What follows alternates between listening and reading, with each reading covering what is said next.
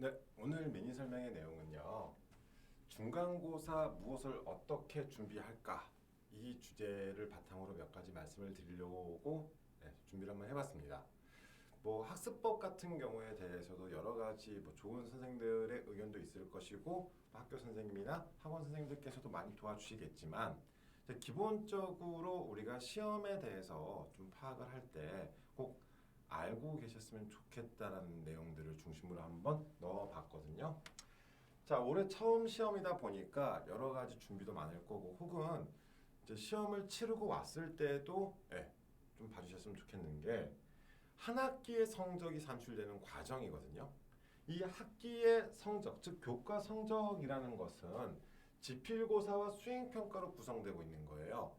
지필고사를 아무리 잘 봤다 할지라도 자기 수행평가 관리가 안 되면 한 학기 원점수가 낮게 나오게 된다는 거. 혹은 반대로 지필고사가 좀 한 번의 시험에서 내가 실수로 좀 부족했다 생각을 하시면 그 다음 지필고사와 수행평가를 조금 더 많이 신경을 쓰시면서 최선을 다해서 하나라도 조금 높은 점수를 받을 수 있다는 거죠. 자, 보통의 한 학기는 1차 지필고사, 즉 중간고사와 2차 지필고사, 기말고사, 수행평가 이 세 가지의 합산 점수로 원점수가 만들어집니다. 이 원점수를 바탕으로 해서 한 학기에 점수가 나오는 거고 성취도 혹은 숫자 등급이 나오는 거예요. 자, 학교마다 비율, 학교 혹은 과목마다 이렇게 지필고사와 수행평가 비중이 좀 다르거든요. 그래서 우리 학교의 평가 계획서를 꼭 확인하시고 준비하시면 좋을 것 같은데 대체적으로 1차 지필고사, 2차 지필고사 비중 뭐 30, 30 혹은 수행평가 40 어떤 학교들은 지필고사 뭐 70, 수행평가 30 반대로 지필고사 비중이 더 적은 학교들도 있고 과목들도 있으니까 꼭 학교 평가 계획 확인하시면서 보시면 좋을 것 같고요. 자, 그럼 오늘 한 가지 예시를 들어드릴 거예요. 제 설명에 자주 보신 분들은 아시겠지만 보통 학부모님들께서 생각을 어떻게 하시냐면은 중간고사 100, 뭐 기말고사 80, 그럼 180 나누기 2, 우리 아이 90점이다 이렇게 생각하시더라고요. 그게 아니라는 거. 자, 그러면 대체적으로 이런 비율이 나왔었을 때 이런 비율로 보시게 되면요. 중간고사 우리 아이가 80점 받았습니다. 그럼 80점 받은 거 이렇게 생각하시기보다는 30%죠. 그러면 그냥 24점 획득했다고 생각하시는 게 좋아요. 자, 24점 획득했습니다. 40점 만점에 자, 원래대로라면은 몇 점 받아야 되죠? 30점이 만점이 되겠죠. 30점 중에서 24점을 획득했으니까 이 과목 같은 경우는 내가 기말고사 때 그리고 수행평가를 조금 더 많이 신경을 써야겠다. 이렇게 생각하시면 되는 거예요. 시험 한번 80점 받았다고 망했다. 이거 아니거든요. 항상 그 다음을 준비해 주시고 어떻게 만회를 해야 될지를 고민해 주셔야 된다라고 저는 생각을 해요. 자, 그래서 만약 우리 아이 맞습니다. 그러면 자, 이 과목에 대해서 기말고사는 조금 더 많이 신경을 써서 100점이 나왔어요. 그럼 100점 받으면 100점 받았다 좋다 이게 아니라 100점 받으면 뭐예요? 30점 획득한 거죠. 지필고사에서 지금 54점을 획득한 상태입니다. 그러면 수행평가에서 이 친구가 90점을 받아오잖아요. 몇 점이에요? 36점 나오겠죠. 이 세 가지 점수를 다 더하면은 원점수가 90점이 만들어지는 거고요. 자, 원점수 90점이면 성취도는 A가 나오겠죠. 90점 이상 A를 주니까. 그 다음, 자, 이 중학교는 여기서 끝나지만 고등학교 같은 경우는 원점수 90점을 바탕으로 했었을 때 석차 등급이 나오는 겁니다. 그래서 몇 등급이 나오는지 그 과목마다 나온다. 자, 이 구조 다들 알고 계시겠지만 한 번 더 짚고 넘어갔고요. 자, 고등학교 성적 처리 방식을 보시게 되면은 1학년 때 배우는 공통 과목과 자, 2, 3학년 때 배우는 일반 선택 과목 같은 경우는 석차 등급까지 제공이 되지만 진로 선택 과목은 석차 등급이 제공되지 않고요. 뭐만 성취도 A, B, C만 제공이 된다. 이것도 확인하시면 좋겠습니다. 그래서 자, 내일 시험을 치르는 과목이 일반 선택 과목 하나하고 진로 선택 과목 이렇게 해서 내일 시험을 본대요. 그러면 오늘 비중을 조금 더 많이 둬야 되는 게 일반 선택 과목이 되겠죠. 진로 선택은 절대평가니까 내가 평소에 해왔던 실력대로 A를 목표로 준비하시면 되는 거지만 상대평가 과목인 일반 선택 과목이나 공통 과목 같은 경우는 한 명이라도 좀 제껴야지 제 등급이 올라가는 거잖아요. 자, 이런 식으로도 전략 세워서 준비하시면 좋겠고요. 이거는 뭐 학교 알림이라고 저는 해놨는데 학교 알림에는 중간고사 같은 경우는 확인하시기 좀 힘듭니다. 5월 달에 보통 올라오다 보니까 학교 알림이 사이트 들어가셔서 우리 학교 검색하시면 평가 계획 같은 것도 올라오거든요. 자, 그런데 자기 학교 홈페이지나 혹은 학기 초에 나눠주시는 자료들 보시게 되면은 그 해의 평가 계획들이 다 나와 있어요. 그래서 자기 학교의 평가 계획은 꼭 확인하시면서 보시면 좋겠고요.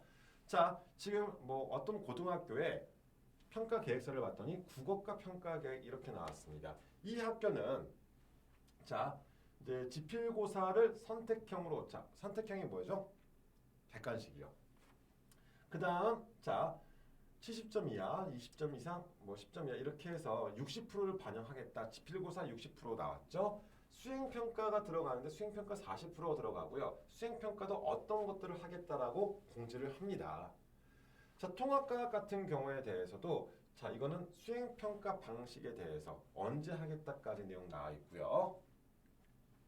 자, 또 다른 고등학교의 평가 계획을 봤더니 자, 화학 과목의 평가 계획이다. 자, 지필고사 어떻게 해요? 자, 1회고사가 중간고사, 2회고사, 기말고사 봤었을 때 이 학교는 서술형은 없고 중화식 단답평가지 비율도 8대2 비중이 나왔고요. 자, 시험 범위 어떤 내용들을 중심으로 평가를 하겠다. 학교마다 이것도 양식이 좀 다르거든요. 자, 학교마다 과목마다 양식이 다르기 때문에 꼭 자기 학교 거를 파악하시면 좋겠다라는 거 지금 보여드리는 거예요.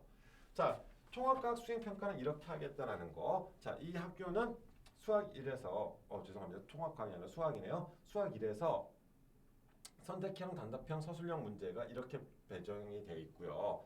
자, 수행평가 영역 및 반영 비율, 영역별 판정. 그래서 어떤 것들에 대해서 평가가 진행이 되는구나. 이런 것들도 먼저 확인하시면서 준비시킬 수가 있겠죠.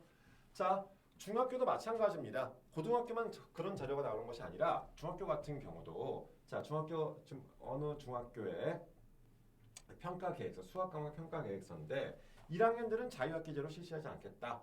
자, 내용 나왔고요. 2학년들은 중간고사에서 서논술형으로 문제를 출제하는데 중간고사 반영 비율이 20%래요. 그러면 중간고사 때 80점 맞더라도 우리 식대로 계산하면 뭐가 되죠? 16점 획득한 거죠. 80점 맞더라도. 그럼 나머지 기말고사와 수행평가에서 충분히 다 만회가 가능한 거예요. 어떤 의미인지 아시겠죠? 전체적으로 한 학기에 대해서 원점수가 만들어지는 것이기 때문에 시험 한 번 잘 봤다고 시험 한 번 망쳤다고 일일이 하지 마시라는 거 말씀드리는 겁니다. 어찌됐든 중학교에서는 A를 맞추는 게 1차 목표가 됐으면 좋겠거든요. 모든 과목들에 대해서. 특정 과목에 대해서 이번엔 제가 점수가 안 좋았어요. 그럼 기말과 수행평가 그 과목을 조금 더 신경 쓰시면서 도와주시는 거예요. 자, 그렇게 준비를 해 나가시면 좋겠다는 취지에서 한번 자, 학교 알림이 혹은 학교별 평가 계획에 대해서 말씀을 드렸고요. 꼭 이거 보시고 나서 바로 좀 그 학교 거를 뒤져보세요. 학교 홈페이지나 혹은 학교 알림에 올라있는 자료들을 바탕으로 해서 1년 계획, 시험 계획들도 같이 한번 세워보시면 더 좋을 것 같아서 보여드리는 거고요. 시험에 대해서 이야기를 할 때 저는 이제 입시 쪽만 이야기하다 보니까 아무래도 그 과목별 학습법 같은 경우에 대해서는 지금 다니고 계시는 학원이 있다면 그 학원 선생님과 혹은 학교 선생님과 그러니까 그 과목의 학습법에 대해서는 정답이 따로 있는 건 아닌 것 같아요. 뭐 상위권 학생들의 공부법, 뭐 중하위권 학생들의 공부법 자기만의 스타일이 결국 있는 거잖아요. 그런데 전체적으로 봤었을 때 저는 공부라는 것은 결국 꾸준함이 아닐까 이렇게 생각을 합니다. 꾸준함과 기본 이 두 가지가 바탕이 되면 가장 좋을 것 같거든요. 그래서 뭐 방식이야 학생마다 그러니까 그 학생의 스타일에 따라서 이야기해 주는 게 제일 좋아요. 얘는 이렇게 공부하는데 넌 왜 안 해? 이게 아니라 비교하시기보다는 오히려 그 학생의 특성에 맞게 혹은 그 과목 특성에 맞게 봐주시는 게 제일 좋을 것 같은데 일반적으로 말씀드리는 거 오늘 한번 말씀드리려고 해요. 일반적으로 아이들이 시험 준비를 한다고 했었을 때 자, 시험 기간에 애들이 뭘 많이 봐요? 문제집 혹은 학교 프린트 이거 중심으로 많이 보죠. 학교 특히 프린트만 달달달 외우겠다. 프린트만 들고 다니면서 공부하는 친구들도 있고 하는데 우선 저는 그 전에 교과서부터 확인을 하셨으면 좋겠습니다. 특히 자, 시험 기간에 교과서를 집으로 가지고 오지 않는 친구들, 만약 우리 아이가 그래도 교과서는 집으로 가져와서 공부하더라 라시는 분들은 그래도 행복하신 거예요. 점수 여하를 떠나서 기본이 돼 있잖아요. 요즘은 학교 사물함에 다 책을 교과서를 두고 다니기 때문에 우리 친구들 시험 기간에 교과서도 안 들고 오는 친구들 꽤 많거든요. 나중에 그 책들이 없어집니다. 그러니까 교과서 관리, 이 교과서를 제가 중요하게 여기는 게 뭐냐면 학생들한테 물어보면 그래요. 우리 학교 수업은 교과서로 안 나간대요. 근데 학교 프린트로 나가는 학교도 이 프린트를 무엇을 가지고 만들죠? 우선 교과서 요약본이 학교 프린팅인 거예요. 자, 그러다 보니까 자, 기본적으로 교과서를 펼쳐놓고요. 교과서와 학교 프린트 같이 병행한다거나 아니면 교과서 정독부터 한번 시켜보세요.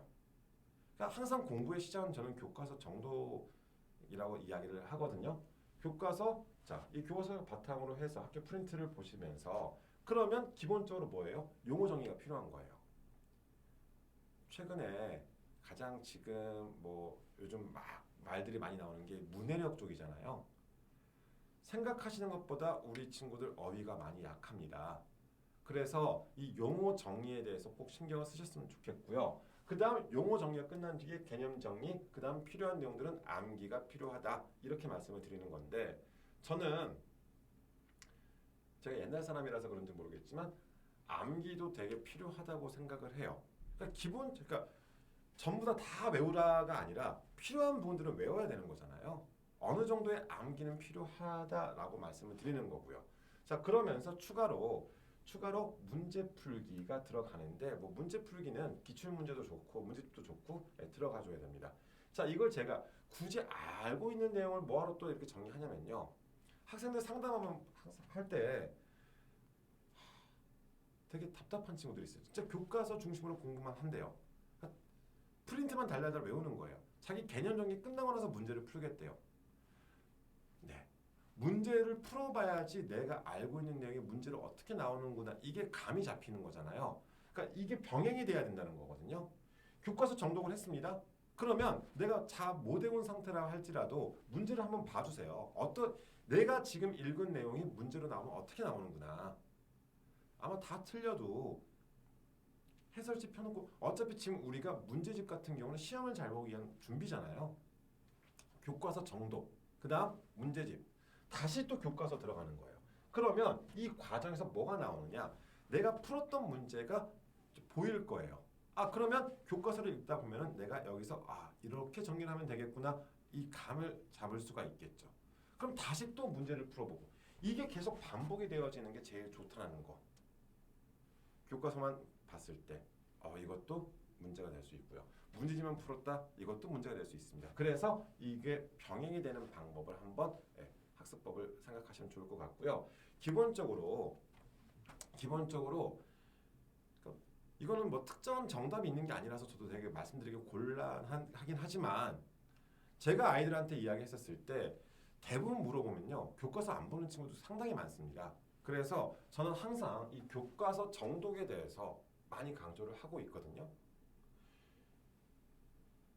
프린트도 문제집도 다 요점 정리가 되어져 있는 것은 교과서를 기반으로 해서 요점 정리를 하는 거잖아요. 그러면 기본 베이스도 안 보고 어떻게? 네. 그래서 꼭 교과서는 좀 끼고 살았으면 좋겠습니다. 그리고 또 하나 수학 같은 경우도 마찬가지인데요. 모 고등학교 학생들과 수학이 좀 유명한 모 고등학교 학생들과 그리고 일부 이제 친하게 지내는 상위권 학생들 이야기를 들어보면은 시험 기간에 교과서만 본대요. 평상시에 물론 문제 좀 많이 풀겠죠. 우리 뭐 정말 많이 풀겠죠, 애들. 자, 그런데 오히려 시험 기간에 그 친구들은 교과서를 본답니다. 그래서 교과서 문제를 그 친구들이 못 풀어서 보는 게 아니겠죠. 한 문제를 가지고요. 풀이 과정을 각각 다르게 최대한 많이 만들어 보는 거예요.